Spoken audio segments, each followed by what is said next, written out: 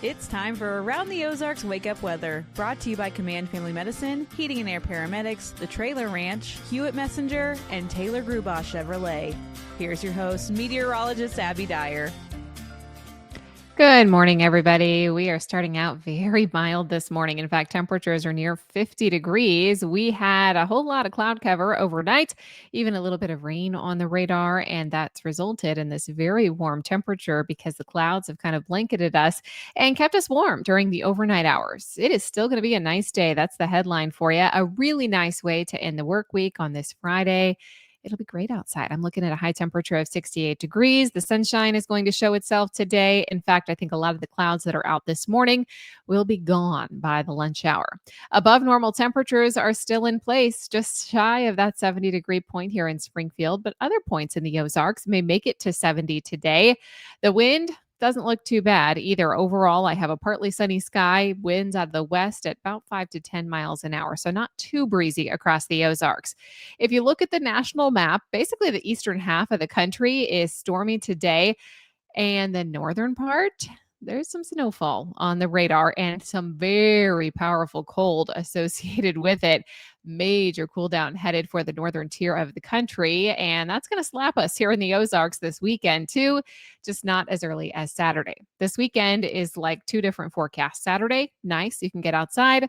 Sunday, it's going to be a little taste of winter and maybe some of the coldest air we've seen so far this season on the way. A very strong cold front is going to be pushing through the Ozarks tomorrow night after a nice warm day on Saturday.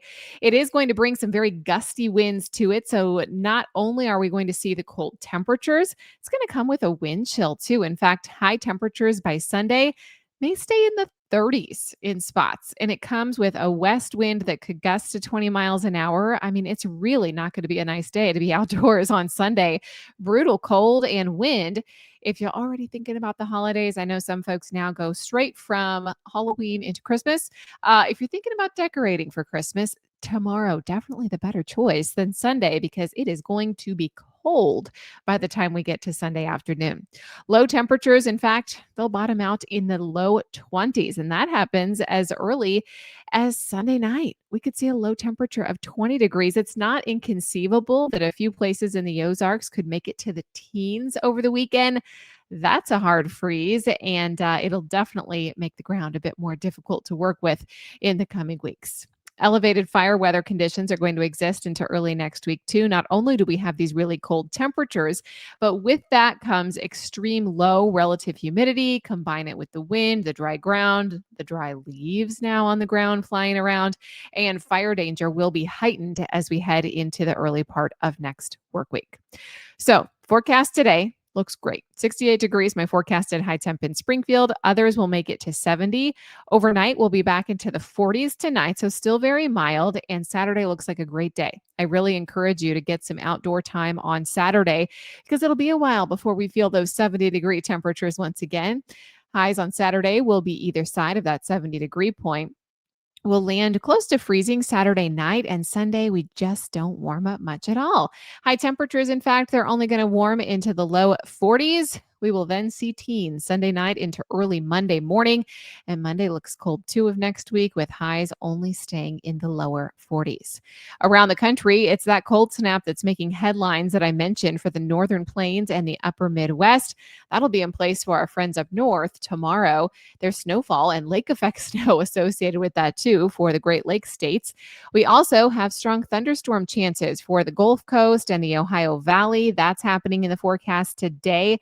And we're staying dry from the desert Southwest all the way to the southern plains. So not only is fire danger kind of on our radar here in the Midwest, a lot of folks around the country are thinking about that, which is typically our fire season in this fall weather.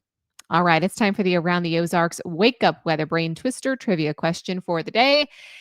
And the question yesterday was this: which of these famous paintings was not stolen from the same museum in 1994, but instead vanished from a different museum in 1985?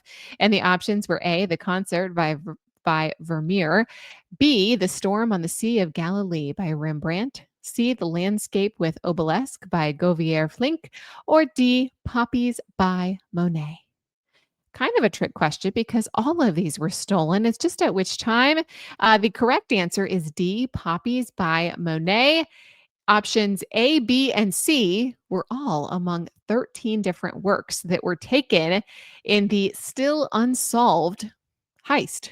1994 Isabella Stewart Gardner Museum heist in Boston.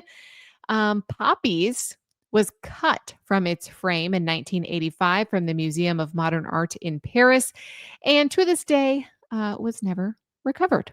So, congrats if D was your guess. All right, here is the next trivia question that I'll leave you with. The shortest war in recorded history lasted 38 minutes. Which two parties fought this 38-minute war? Do you know? A, Switzerland versus Liechtenstein. B, United Kingdom versus Zanzibar. C, Monaco versus Italy. Or D, San Marino versus Vatican City. You can let me know your guess. That's at the website aroundtheozarks.com. I hope you have an enjoyable weekend. Again, 2 different weather stories for you. Saturday, nice, get outdoors. Sunday, cold, windy, stay inside. There's my forecast for you. I hope everyone has a great weekend, and big shout out to our sponsors, Command Family Medicine, Heating and Air Paramedics, The Trailer Ranch, Hewitt Messenger, and Taylor Group Chevrolet.